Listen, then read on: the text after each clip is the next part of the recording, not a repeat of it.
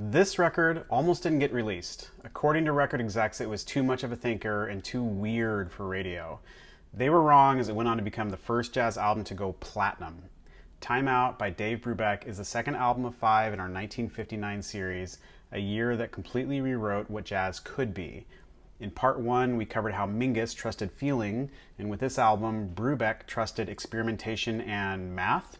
Time Out was built around a single idea. What if jazz didn't play in 4? Not the usual 4 beats per measure, which to this day is the standard bearer unit of time for jazz, rock, R&B, hip-hop.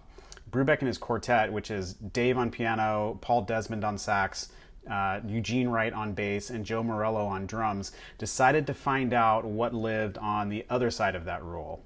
Every track on this record is a different time signature experiment. Yes, you have a couple of 4/4 tracks, but otherwise we're seeing 9/8, 5/4, 3/4, 6/4, etc. For example, Blue Rondo a la Turk opens the album in 9/8, a Turkish folk rhythm that Brubeck heard on tour, 9 beats grouped in an odd pattern of 2-2-2-3, asymmetric, almost restless. And then there's Take 5, the most recognizable track on the album and written oddly in 5/4. Paul Desmond wrote it, and Morello's drum kit locks in this looping 5-beat pattern, and it should feel off, but it really doesn't. Crazy to think that Columbia Records almost didn't even release this. There was nothing on the radio at the time, and mostly since, using these unusual time signatures, and record execs have a long history of banking on what has worked previously.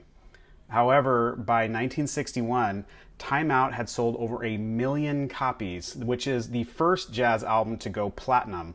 It cracked Rolling Stone's 500 Greatest Albums list at number 380, and today it remains one of the top-selling jazz albums ever recorded. Remember, this is a record built on odd time signatures that nobody wanted to release. That's Time Out, part 2 of 5 in the 1959 series. What album changed how you hear music? Drop it in the comments and stay tuned for part 3 of 5 in the bopdb 1959 series.